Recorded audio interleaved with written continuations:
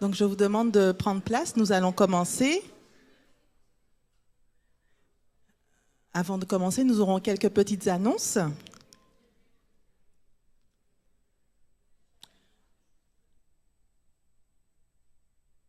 Donc, je vous souhaite déjà la bienvenue avec nous au Centre Il est écrit pour ce moment d'adoration et de louange. Donc, ce matin, le culte sera présenté par notre frère Jean Renaud, la louange par moi-même. Et je vous rappelle juste les horaires des émissions pour les émissions en semaine de l'émission Il est écrit. Donc, est-ce qu'il y a quelqu'un qui connaît les horaires? Demain matin à 6 heures. Voilà, 6 heures et 8 heures et demie. Voilà, l'émission Il est écrit sur VTélé. Exactement. Ensuite, je voulais juste vous rappeler qu'on aura un concert. Alors, oui, émission Il est écrit le dimanche à 6 heures. Merci. Bon, je vais vous rappeler qu'on a un concert le mercredi 28 juin à 19h30. Donc, c'est l'ensemble vocal Il est écrit qui organise un concert d'été. Donc, invitez vos amis pour ce concert. C'est le dernier concert avant les vacances.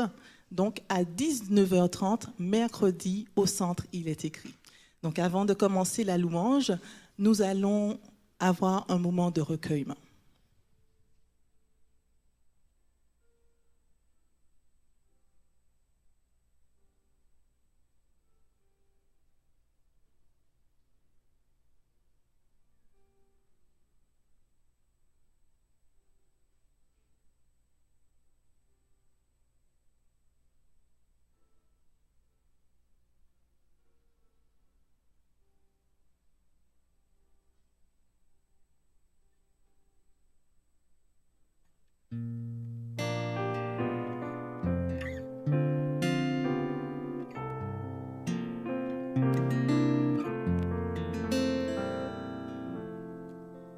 Je suis vraiment heureuse de vous voir en ce matin pour adorer Dieu. Je suis certaine que si vous êtes présents, c'est parce que Dieu est bon pour vous, parce que vous croyez en son amour et parce que vous l'aimez. Je suis certaine que ceux qui ont pris la peine d'ouvrir l'ordinateur pour nous suivre sur Internet sont conscients que le Saint Sabbat est le jour du repos. Aussi, je vous souhaite une chaleureuse bienvenue au centre Il est écrit. Donc nous allons nous mettre debout pour prier.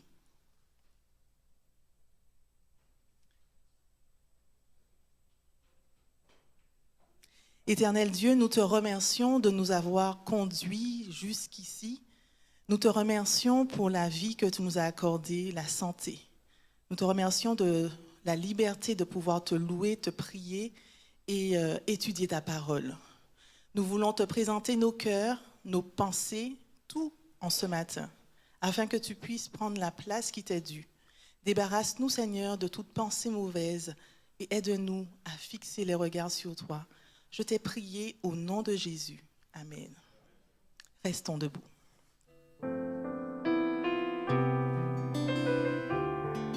Car nous nous tenons en la présence de Jésus. Êtes-vous sûr de cela? Il y a sûrement des anges tout autour de nous. Alléluia.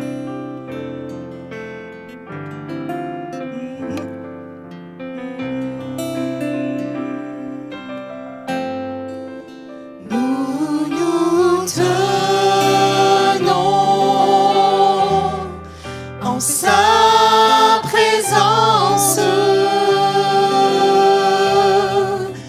et je sais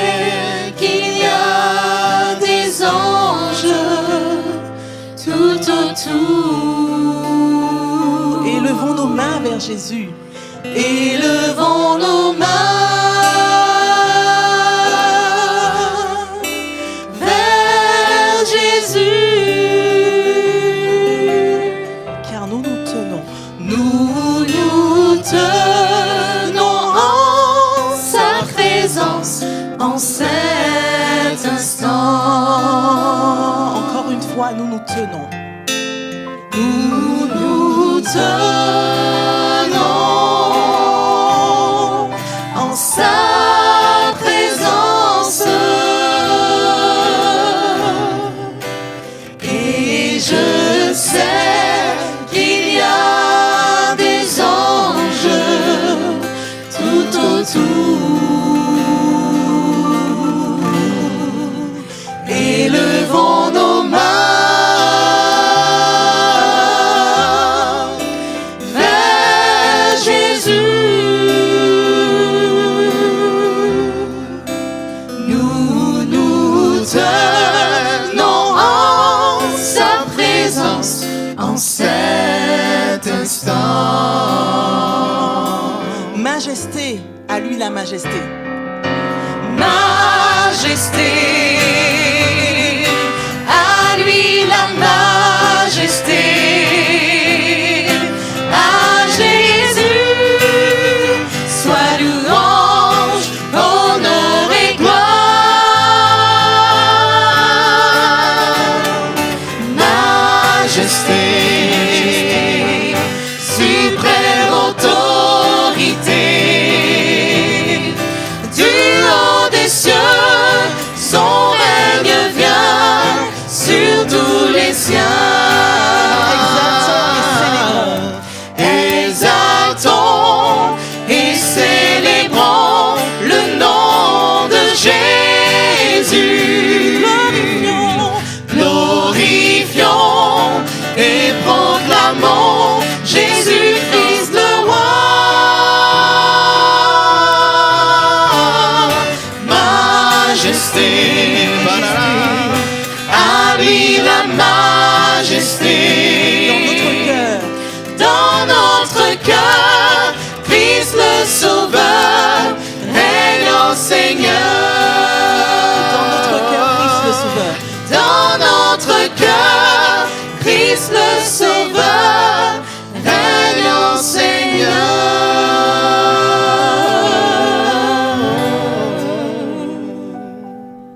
Amen.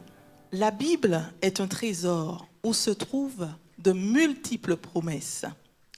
Toutes ces promesses concernent les aspects de notre vie. Sachez que tout ce que Dieu dit, il l'accomplit. Est-ce que vous êtes certain de cela? Dieu nous promet de combler nos besoins spirituels et physiques et matériels également. Il est dit dans 1 Jean 5, le verset 14 à 15. Nous avons auprès de lui cette assurance. Si nous demandons quelque chose selon sa volonté,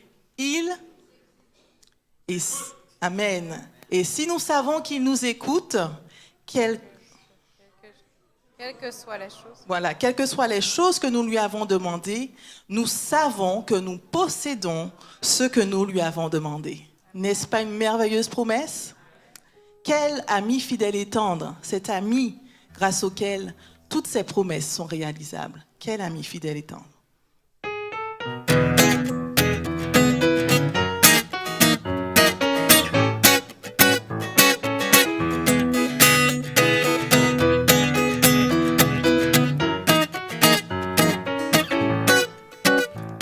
Quel ami.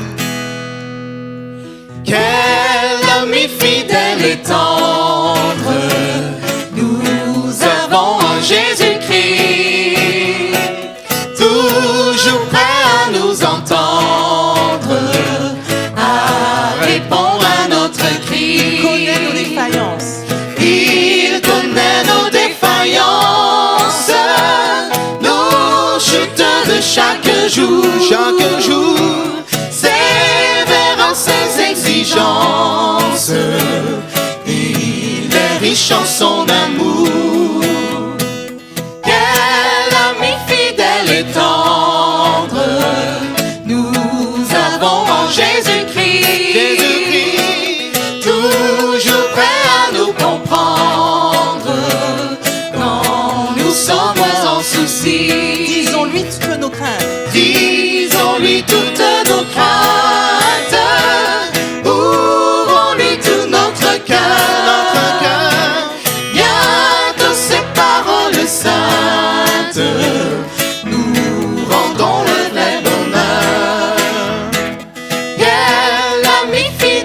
est tendre. Nous avons en Jésus-Christ, toujours prêt à nous défendre. Quand nous stresse l'ennemi, il nous suit dans la mêlée, nous entoure de ses bras, et c'est lui qui tient l'épée, qui décide des combats. La la la la la la la la la la la la la la.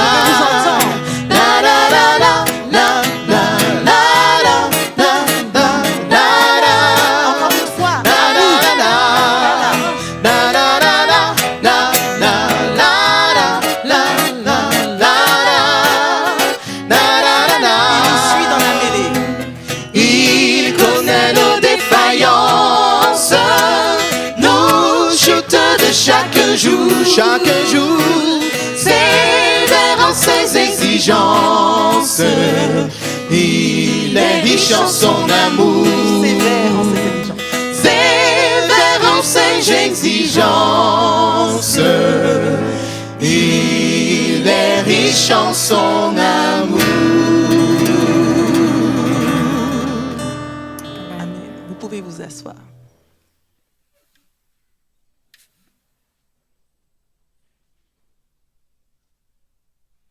Dieu nous promet de nous secourir. Dans le psaume 50, verset 15, il est écrit « Fais appel à moi quand tu es dans la détresse, je te délivrerai et tu m'honoreras. » Au psaume 91, verset 15, « Il fera appel à moi et je lui répondrai. Je serai avec lui dans la détresse, je le délivrerai et je l'honorerai. » Avons-nous le réflexe de nous tourner vers Dieu directement dans la détresse? Souvent, c'est un ami, un voisin, la famille. Mais Dieu nous promet de nous secourir lorsque nous l'invoquons. Invoque-moi du sein de la détresse.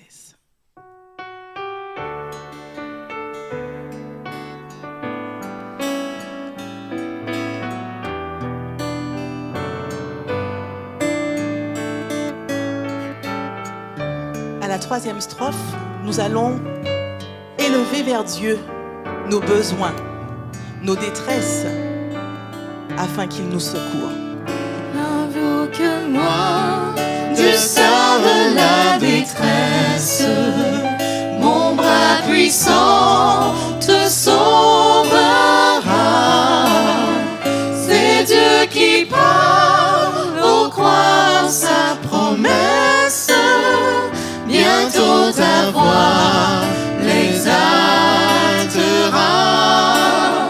C'est Dieu qui parle, au croire sa promesse. Bientôt ta voix les hâtera. Si tout est sombre, si tout est sombre, ne perds pas courage. Ne doute pas du Dieu vivant. Même au milieu des fureurs de l'orage, demeure en paix, crois seulement. Même au milieu des fureurs de l'orage, demeure en paix, crois seulement. élevons à Dieu nos prières en ce matin.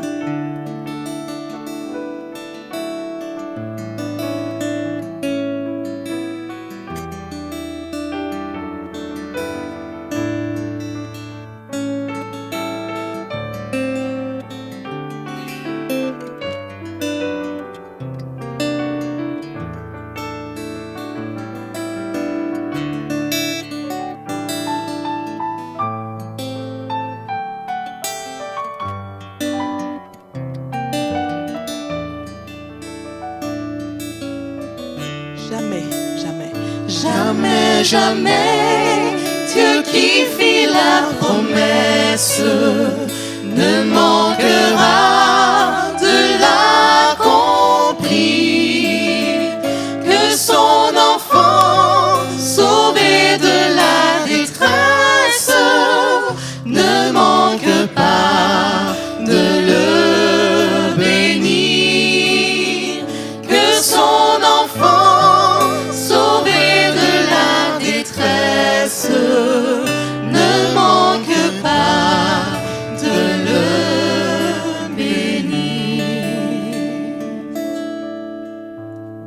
C'est un Dieu fidèle qui ne change jamais.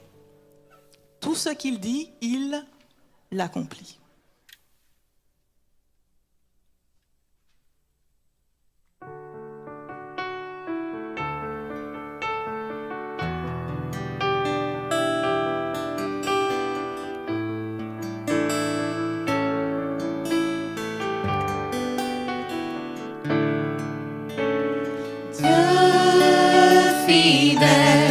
Tu ne changes pas, éternel, mon rocher, ma paix, Dieu puissant, je m'appuie sur toi. Et je crie vers toi. Et je crie vers toi, car tu es mon Dieu. Oui, je crie vers toi, j'ai besoin de toi. Dieu est notre roc, Dieu fidèle.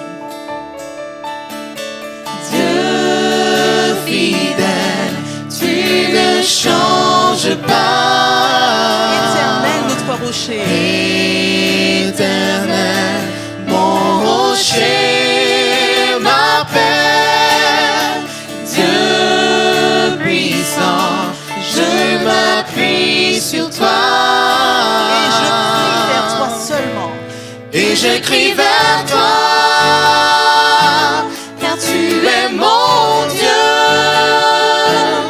Oui, je crie vers toi, j'ai besoin de toi. Tu es mon roc. Tu es mon roc au jour de la détresse. Et si je tombe, tu me relèves dans la tempête. Ton amour me ramène au port. Tu es mon seul espoir, Seigneur. Disons à Dieu qu'il est notre roc. Tu es mon roc au jour de la détresse. Et si je tombe, tu me relèves dans la tempête. Ton amour me ramène au port. Tu es mon seul espoir, Seigneur.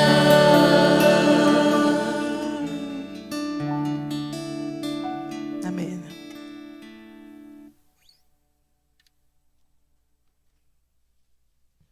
Et mon Dieu pourvoira à tous vos besoins, conformément à sa richesse, avec gloire en Jésus-Christ.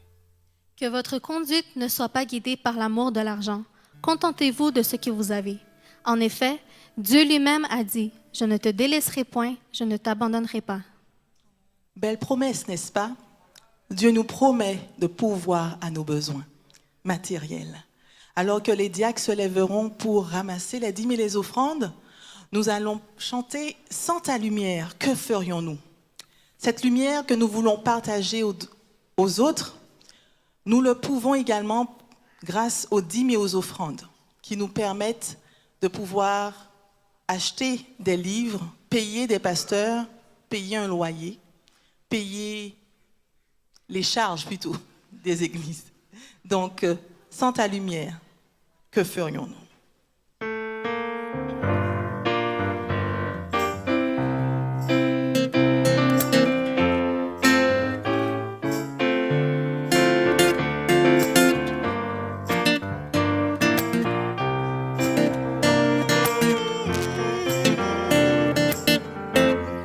Sans ta lumière, Seigneur, que ferions-nous dans ce monde?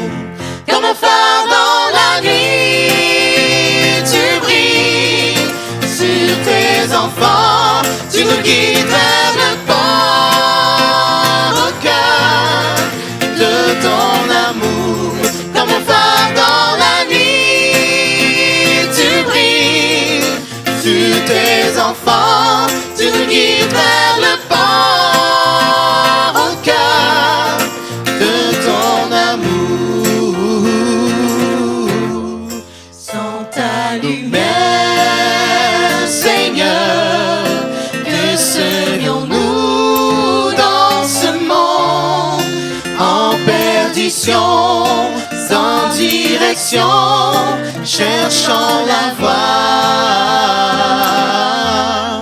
Sans ta lumière, Seigneur, où irions-nous dans ce monde?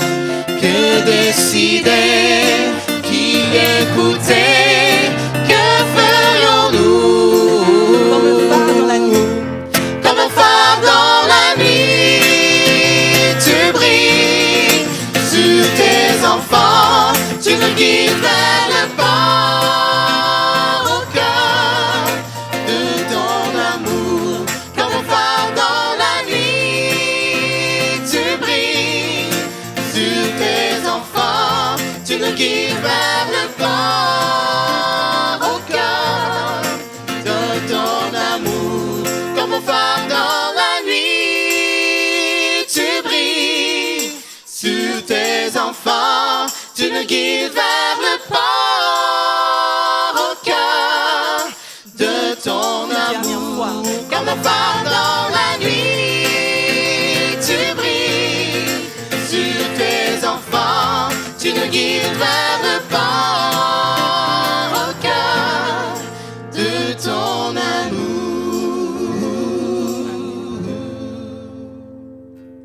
Oh, gloire à toi, Seigneur. Nous voulons ce matin, une fois de plus, te remercier pour la vie que tu nous donnes et pour tout ce que tu fais pour nous. Nous voulons te remercier pour cette promesse que tu nous as faite.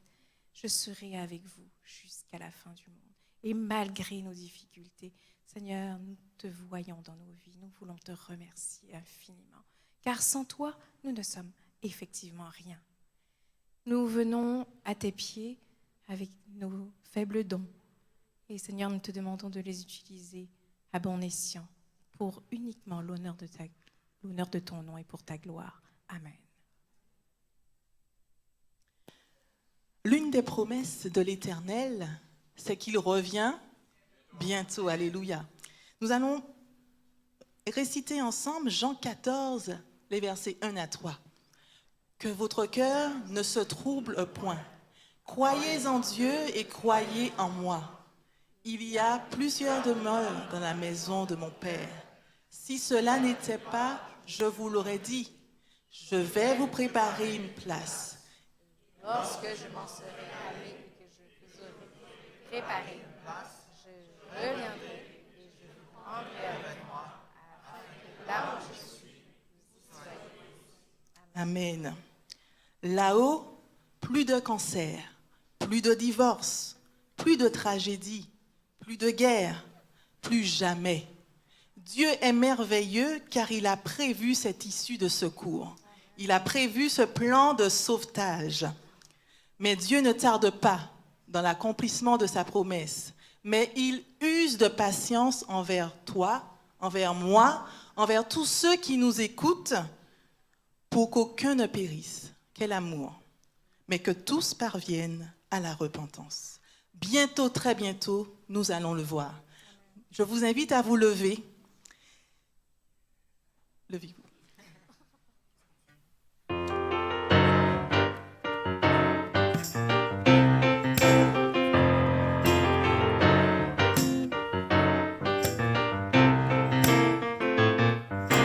Bientôt, très bientôt, nous allons voir le Seigneur. Bientôt, très bientôt, nous allons voir le Seigneur. Bientôt, très bientôt, nous allons voir le Seigneur. Alléluia, alléluia, nous verrons le Seigneur. Là-haut, plus de pleurs, nous allons voir le Seigneur.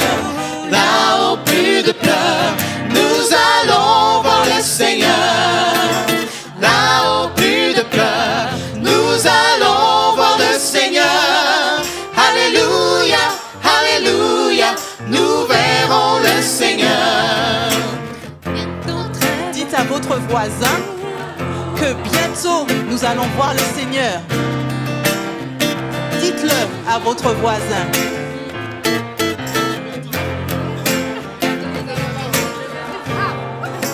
En êtes-vous convaincus?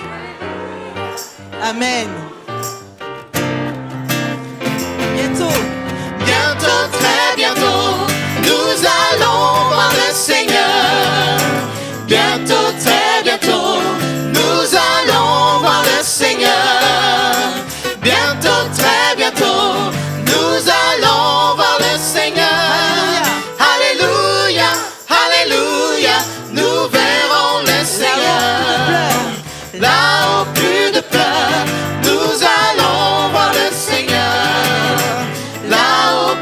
peur, nous allons voir le Seigneur. Là où plus de peur, nous allons voir le Seigneur. Alléluia, Alléluia, nous verrons le Seigneur. Alléluia, Alléluia, nous verrons le Seigneur.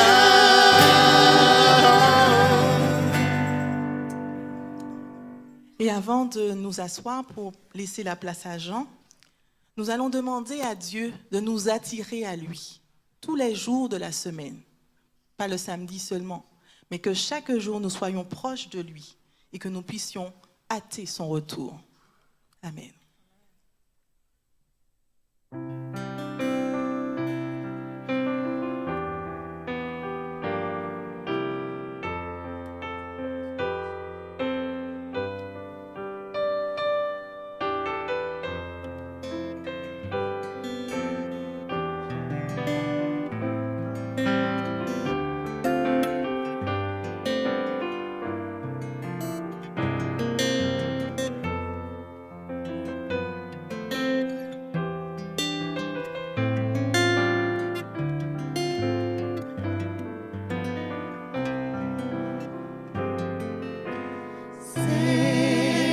Seigneur, attire mon cœur à toi. Je te désire tout près de moi. Ma délivrance dans le danger, c'est ta présence, divin berger. C'est ta présence, divin berger. Par ta puissance, brise sous mer ma résistance à tout jamais. Courbe mon être, ma volonté. Sois-en le maître incontesté. Sois-en le maître incontesté. Seigneur, nous te remercions pour toutes les promesses de ta parole. Promesses de paix, d'espérance, promesses de ton secours. Merci de nous les avoir données. Nous désirons, Seigneur, nous approcher de toi, mais également aider d'autres à te connaître. Accorde-nous ton Esprit Saint afin de pouvoir tout comprendre, afin de pouvoir le partager, et que ton Esprit Saint nous aide à comprendre ta parole qui sera donnée en ce matin. Que ta paix et que ton Esprit soient avec nous, au nom de Jésus. Amen. Vous pouvez vous asseoir.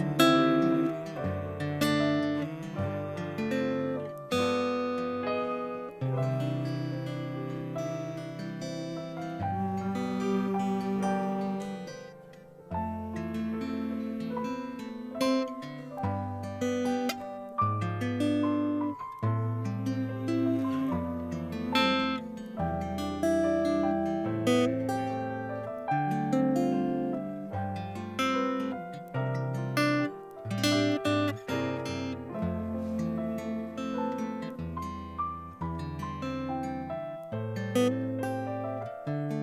Seigneur, prédispose nos cœurs à ta sainte parole.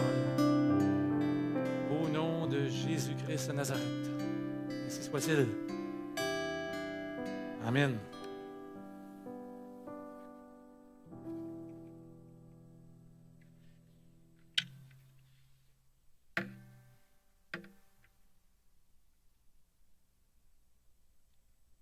Bonjour à tous. Quel jour qu'on est aujourd'hui? Jour du sabbat? Le 7e jour? Oui, c'est ça. Bien sûr, je pense que pour la majorité des gens au Québec, ce n'est pas le jour du sabbat. C'est la fête de la Saint-Jean. Fête nationale du Québec. En fait, vous savez que l'Église romaine a associé un saint pour chaque jour de l'année. Parfois même, ils ont 2 saints pour la même journée, peut-être même plus. Ils ont aussi des saintes qu'ils appellent bienheureuses, mais pour les saints, les hommes, on les appelle saints. Le 23 juin, c'est la bienheureuse Marie d'Oigny. Le 25 juin, c'est Saint Georges d'Atalia. Puis entre les deux, le 24 juin, Saint Jean le Baptiste. Selon le calendrier julien, le solstice d'été tombait le 24 juin et était célébré en Europe chez les païens par des feux de nuit symbolisant la puissance fertilisante du soleil à son zénith. Comme vous savez maintenant, le jour le plus long, c'est dans ce temps-ci. Déjà, le jour commence à raccourcir. Déjà. Il va encore faire une couple de semaines puis de mois de chaleur.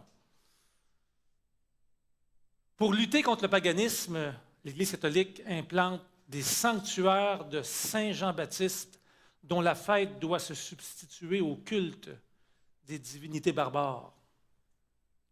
Avec le temps, la fête prend une importance non négligeable en marquant à 6 mois exactement son pendant de la naissance de Christ, célébré par la fête de Noël, qui symbolise elle-même, avec le solstice d'hiver, donc le jour le plus court de l'année, le début du triomphe de la lumière sur les ténèbres. Donc 24 juin, 6 mois plus tard, 24 décembre. La France catholique célébrait cette fête par un grand feu allumé par le roi même lors de la nuit du 23 au 24 juin à Paris. Une fois installés en Amérique, les Français continueront de célébrer la Saint-Jean en Nouvelle-Terre. Les Jésuites font allusion à cette coutume dès 1636, alors que la ville de Québec comptait plus ou moins 200 habitants. Les célébrations de la Saint-Jean-Baptiste prennent une tournure patriotique au Bas-Canada grâce, entre autres, aux actions d'un monsieur Duvernay, qui deviendra le premier président de la Société Saint-Jean-Baptiste. Le 24 juin 1834, 2034, ça fait environ 180 ans, Duvernay organise un grand banquet patriotique regroupant une 60aine de francophones et d'anglophones de Montréal, plusieurs hommes politiques, dont Louis-Hippolyte Lafontaine, le maire de Montréal, Jacques Vigée. Après cette première célébration, le journal La Minerve conclut, citation du journal, écrit le lendemain du 24 juin 1834, « Cette fête dont le but est de cimenter l'union des Canadiens ne sera pas sans bruit, sans fruit. » Excusez-moi. Cette fête qui cimente l'union des Canadiens ne sera pas sans fruit. Elle sera célébrée annuellement comme fête nationale et ne pourra manquer de produire les plus heureux résultats. C'est à partir de cette date que la fête nationale des Anciens Canadiens en vient à correspondre avec la fête catholique de Saint Jean-Baptiste, bien ancrée dans la tradition. Suite au soulèvement des Patriotes en 1837, avec la répression militaire, la fête cesse d'être célébrée pendant plusieurs années, mais elle réapparaît sous la forme d'une célébration essentiellement religieuse, bien que des feux soient toujours présents. En 1842, la fête donne lieu à une grande procession religieuse, inaugurant ainsi la tradition du défilé de la Saint-Jean-Baptiste, promis à une longue postérité.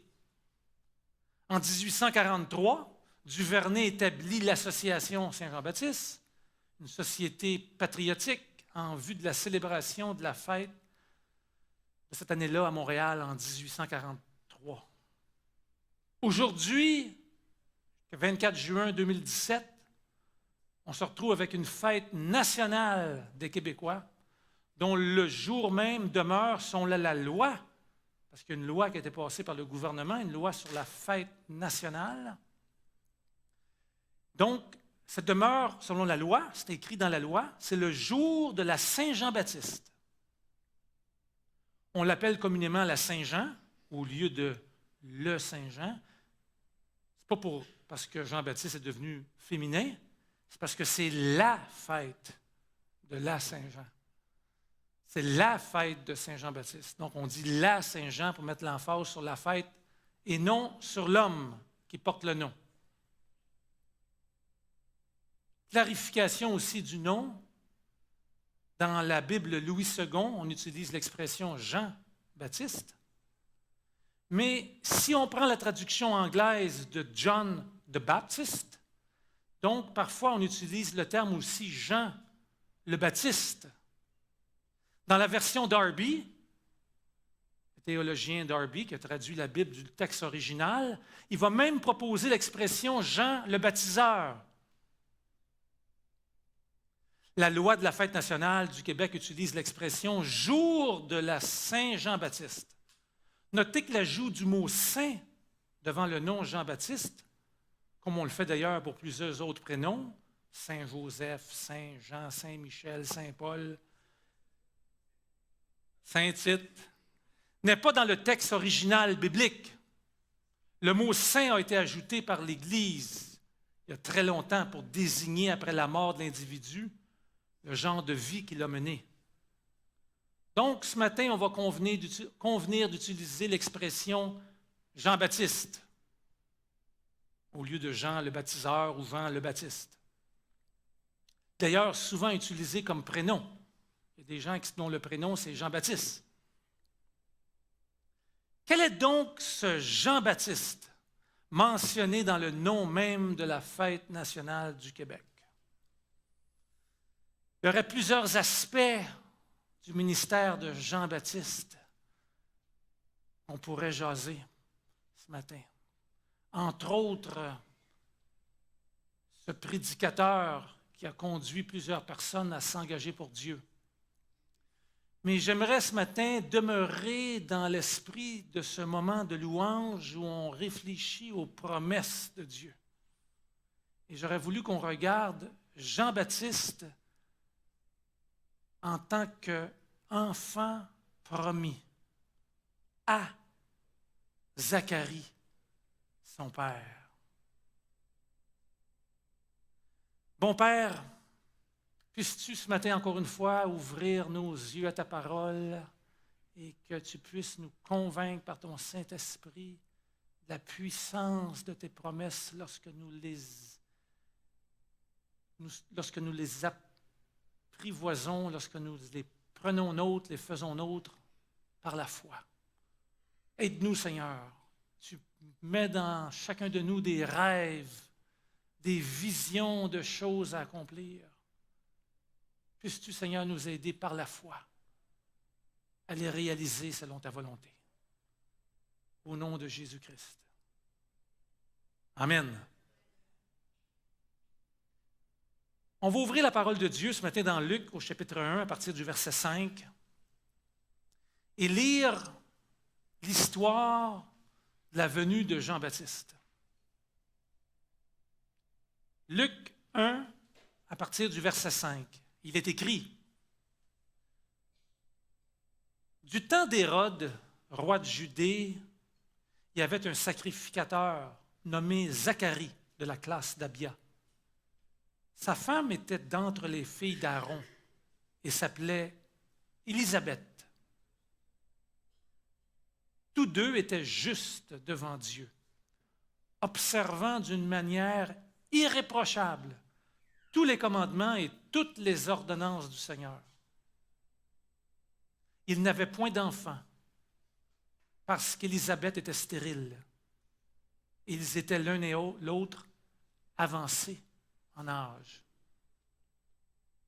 Or, pendant qu'il s'acquittait de ses fonctions devant Dieu, selon le tour de sa classe comme sacrificateur, il fut appelé par le sort, d'après la règle du sacerdoce, à entrer dans le temple du Seigneur pour offrir le parfum.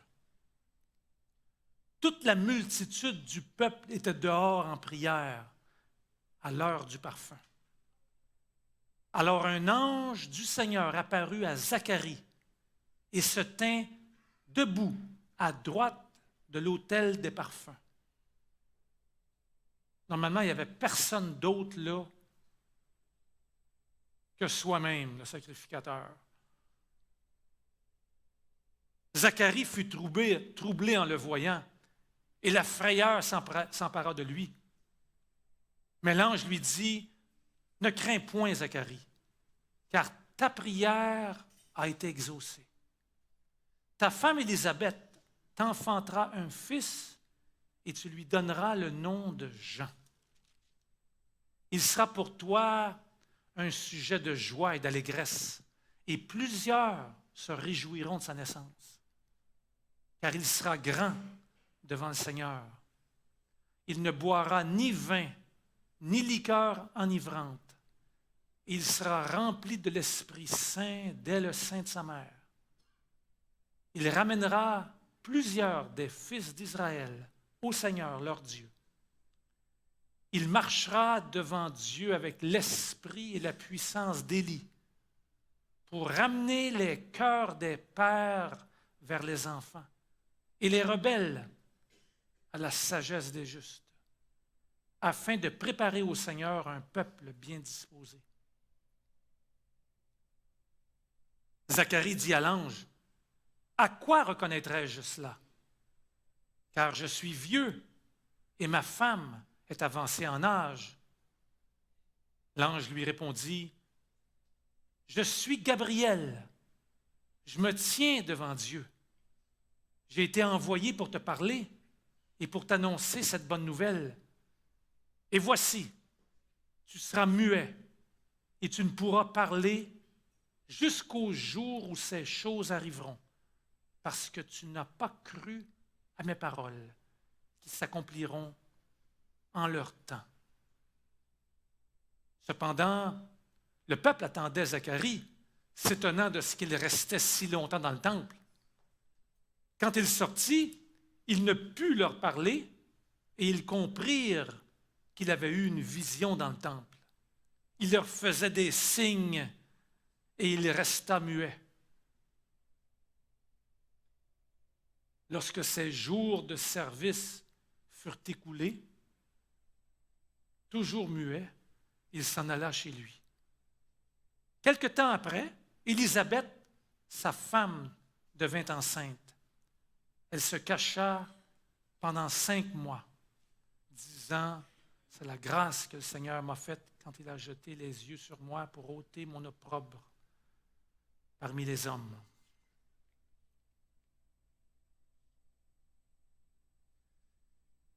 Ici, il y a une première leçon spirituelle à tirer de la lecture de ce passage.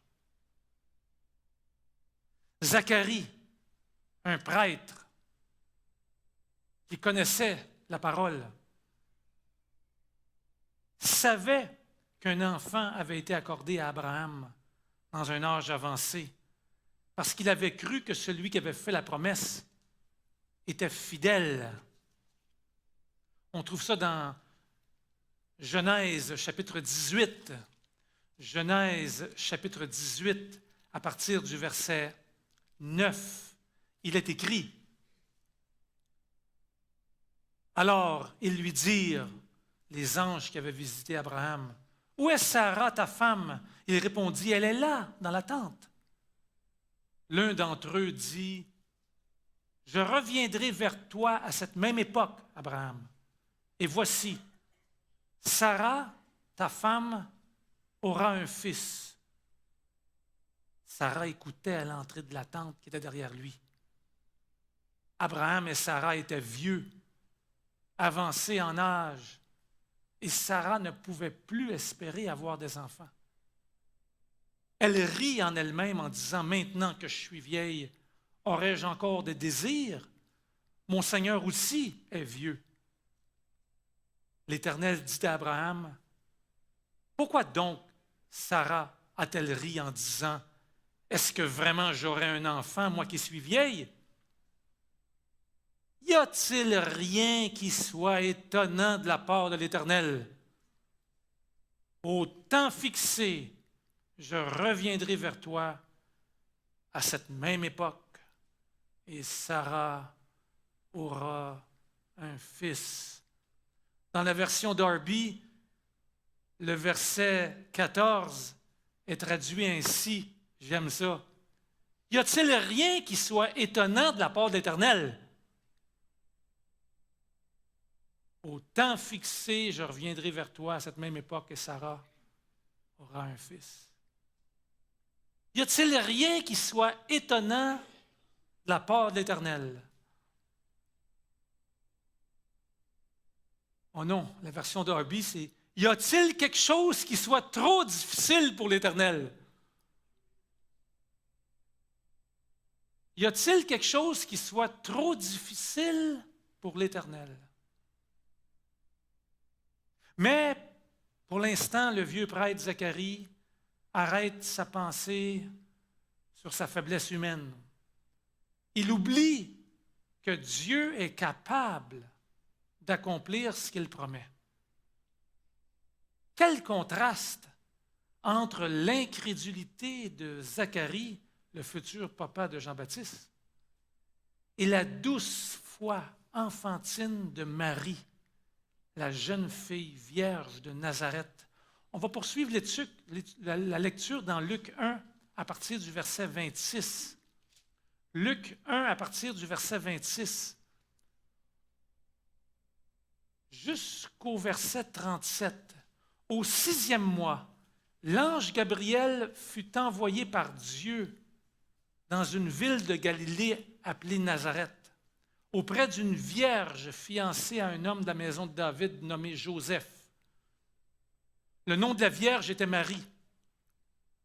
L'ange entra chez elle et dit, « Je te salue, toi à qui une grâce a été faite.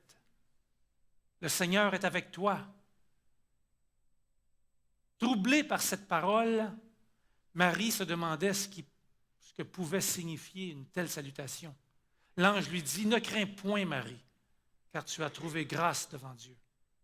Et voici, tu deviendras enceinte, et tu enfanteras un fils, et tu lui donneras le nom de Yeshua, Jésus. Il sera grand et sera appelé Fils du Très-Haut, et le Seigneur Dieu lui donnera le trône de David, son père. Il régnera sur la maison de Jacob éternellement, et son règne n'aura point de fin. » Marie dit à l'ange, « Comment cela se fera-t-il, puisque je ne connais point d'homme? » L'ange lui répondit, « Le Saint-Esprit viendra sur toi, et la puissance du Très-Haut te couvrira de son ombre. C'est pourquoi le Saint-Enfant qui naîtra de toi sera appelé Fils de Dieu. Voici, Élisabeth, ta parente, a conçu elle aussi un fils à sa vieillesse. Et celle qui était appelée stérile est dans son 6e mois. » Verset 37. « Car rien n'est impossible à Dieu. » Je disais donc, notez le contraste entre l'incrédulité de Zacharie, futur papa de Jean-Baptiste, et la douce foi enfantine de Marie qui, à l'annonce étonnante de l'ange, a répondu « Je suis la servante du Seigneur. Qu'il me soit fait selon ta parole. »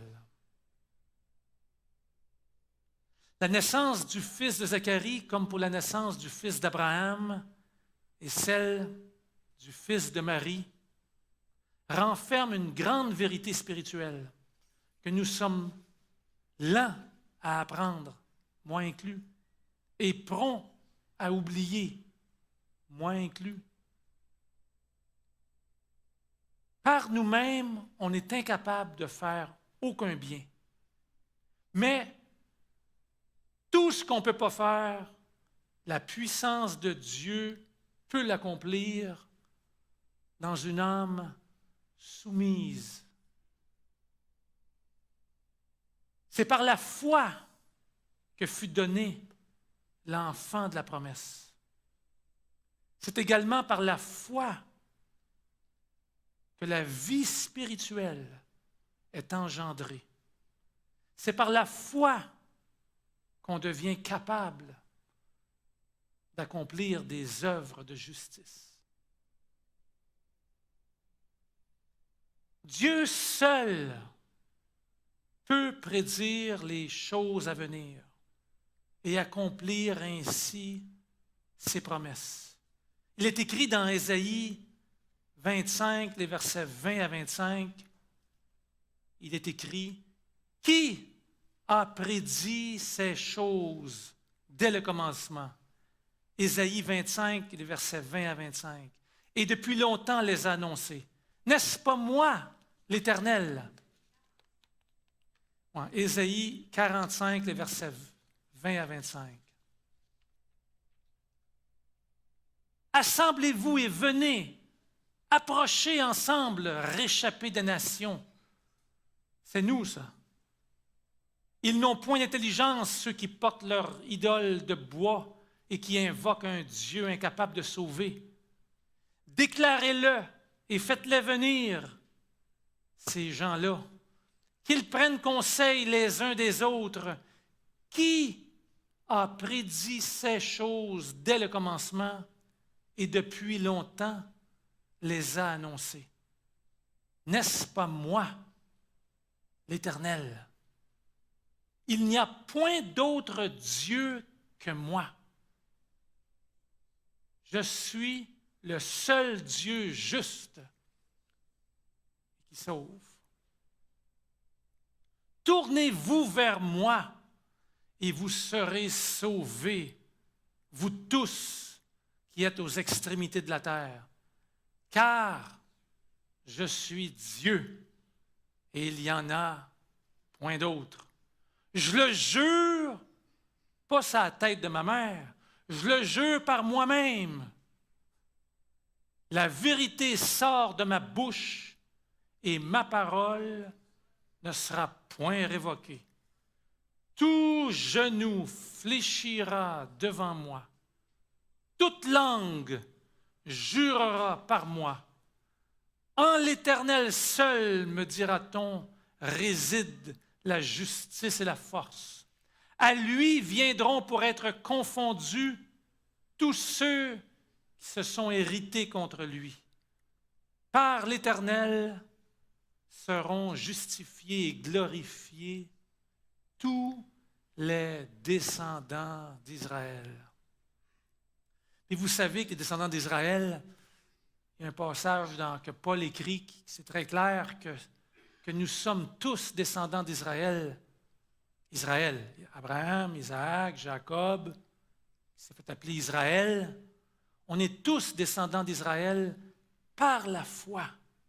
Nous sommes tous juifs, fils d'Abraham, par la foi. Parce que c'est par la foi qu'Abraham crut. Et c'est par la foi qu'en croyant, sa foi lui fut imputée à justice. Et c'est donc notre privilège à tous, par la foi, de recevoir la justice que Dieu nous donne au travers de Jésus-Christ. Ésaïe 44, les versets 6 à 11. Ainsi parle l'Éternel, roi d'Israël, et son Rédempteur, l'Éternel des armées. Je suis le premier et je suis le dernier. Hors de moi, il n'y a point de Dieu. Qui a, comme moi, fait des prédictions, qu'il le déclare et qu'il me le prouve? Depuis que j'ai fondé le peuple ancien, qu'ils annoncent l'avenir, qu'ils annoncent ce qui doit arriver. N'ayez pas peur, ne tremblez pas. Ne te l'ai-je pas dès longtemps annoncé et déclaré? Vous êtes mes témoins. Y a-t-il un autre Dieu que moi? Il n'y a pas d'autre rocher. Je n'en connais point. Tu es mon roc. Ceux qui fabriquent des idoles ne sont tous que vanité, et leurs plus belles œuvres ne servent à rien. Elles le témoignent elles-mêmes, ces œuvres, qui n'ont ni la vue ni l'intelligence, afin qu'ils soient dans la confusion. Qui est-ce qui fabrique un Dieu ou qui font une idole pour n'en retirer aucune utilité? Voici, tous ceux qui travaillent à ce genre de choses seront confondus. Et les ouvriers qui travaillent à ces choses, ce ne sont que des hommes. Qu'ils se réunissent tous, qu'ils se présentent et tous ensemble. Ils seront tremblants et couverts de honte lors de l'avènement de notre Dieu. Dans Psaume 33, verset 9, il est écrit, Dieu dit, et la chose arrive. Il ordonne, et elle existe. Dieu est fidèle. Dieu ne change pas. Comme on l'a lu tantôt, dans Luc, au chapitre 1, quand Marie a dit à l'ange, « Comment cela se fera-t-il puisque je ne connais point d'homme? » Et l'ange de lui répondre, « Le Saint-Esprit viendra sur toi. La puissance d'en haut te couvrira de son ombre. C'est pourquoi le Saint-Enfant qui naîtra de toi sera appelé Fils de Dieu. Voici, Élisabeth, ta parente, a conçu elle aussi un fils en sa vieillesse. Et celle qui était appelée stérile est dans son 6e mois, car rien n'est impossible à Dieu. » J'invite mon équipe à s'avancer. Genèse 18, verset 34. Y a-t-il quelque chose qui soit trop difficile pour l'Éternel?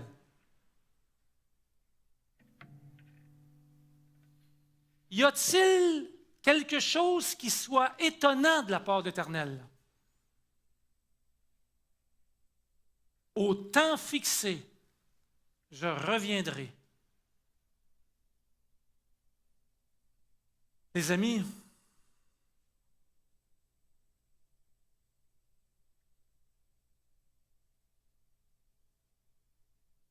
Jean-Baptiste était précurseur de Jésus. Et ce qu'il a accompli, le Seigneur nous invite aussi à le faire. À vivre dans la tempérance, à vivre dans la soumission à Dieu. Mais on ne peut pas faire ça par soi-même. À vue humaine, d'être semblable à Jésus, semblable à Jean-Baptiste, impossible. Mais par la foi, rien n'est impossible à Dieu. Dieu est fidèle. Dieu ne change pas. Éternel, mon rocher, je crie vers toi parce que tu es mon Dieu. J'ai besoin de toi. Tu es mon roc. Si je tombe, tu me relèves. Dans la tempête, ton amour me ramène au port.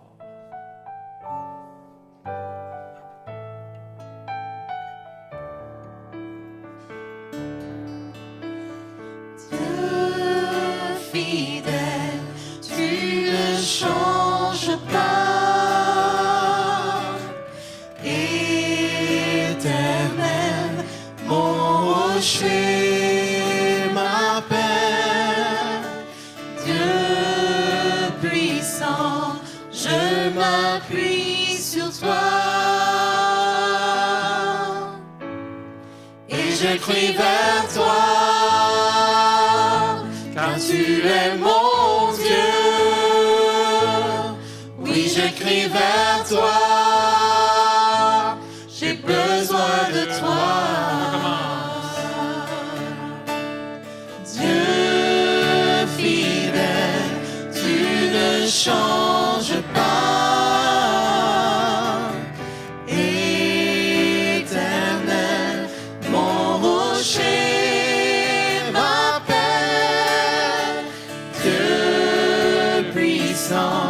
Je m'appuie sur toi et je crie vers toi,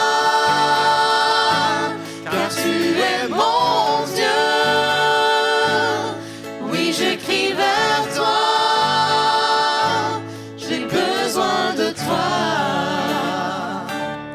Tu es mon roi au jour de la détresse. Et si je tombe, tu me relèves dans la tempête. Ton amour me ramène au port. Tu es mon seul espoir, Seigneur. Tu es mon roi au jour de la détresse.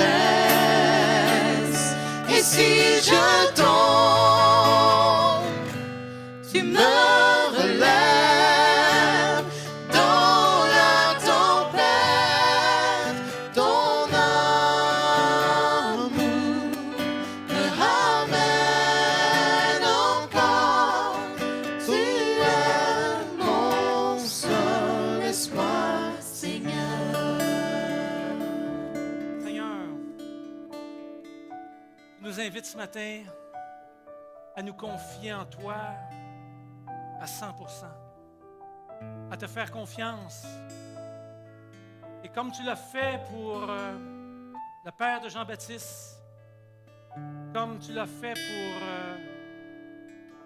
Anne par rapport à Samuel, comme tu l'as fait pour Sarah, l'épouse d'Abraham, comme tu l'as fait pour Marie, l'épouse de Joseph. Même ce qui semble impossible, tu veux le réaliser au travers de nous. Et je te demande, bon Père, de faire en sorte que tous les rêves, toutes les aspirations nobles vers lesquelles tu nous attires puissent trouver leur pleine réalisation en nous. Nous reconnaissons notre manque de foi. Et nous voulons, par la foi, Seigneur, augmente-nous la foi. Viens au secours de notre incrédulité. Aide-nous à nous appuyer davantage sur toi. Que tu puisses être le roc dans nos vies.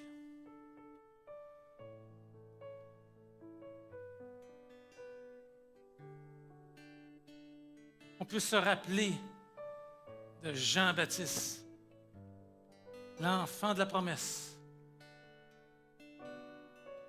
précurseur de ton Fils Jésus-Christ pour le salut du plus grand nombre. Tu nous invites, Seigneur, à ce que chacun de nous, on soit un témoin. Nous aussi, des précurseurs annonçant la lumière à venir.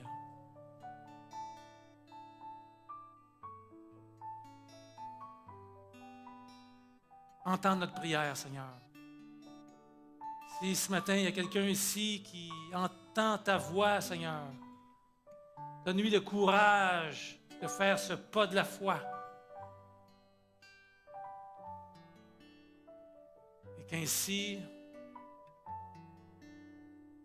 nous puissions être sauvés pour l'éternité. Tu es mon roi, un jour de la détresse. Et si je tombe, tu me relèves dans la tempête. Ton amour me ramène au port. Tu es mon seul espoir, Seigneur. Dieu fidèle, tu ne changes pas. Éternel, mon rocher, ma paix. Dieu puissant, je m'appuie sur toi. Et je crie vers toi, car tu es mon Dieu. Oui, je crie vers toi, j'ai besoin de toi. Tu es mon roc au jour de la détresse. Et si je tombe, tu me relèves dans la tempête. Ton amour me ramène au port. Tu es mon seul espoir, Seigneur.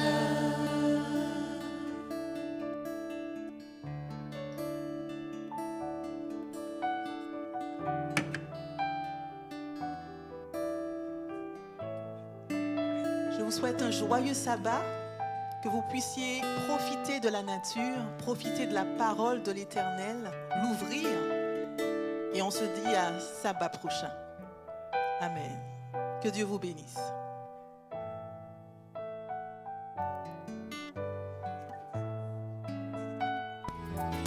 Si vous êtes dans la région de Montréal, ne manquez pas de nous visiter au centre Il est écrit, situé au 4505 boulevard Rosemont. Chaque samedi à 10h30, un message biblique y est présenté et une large place est faite à la musique, la prière en toute simplicité. Pour connaître nos autres lieux de rencontre dans la province du Québec, visitez ilestécrit.tv ou appelez-nous au 1-866 729 35 15. Si vous êtes dans la région de Montréal,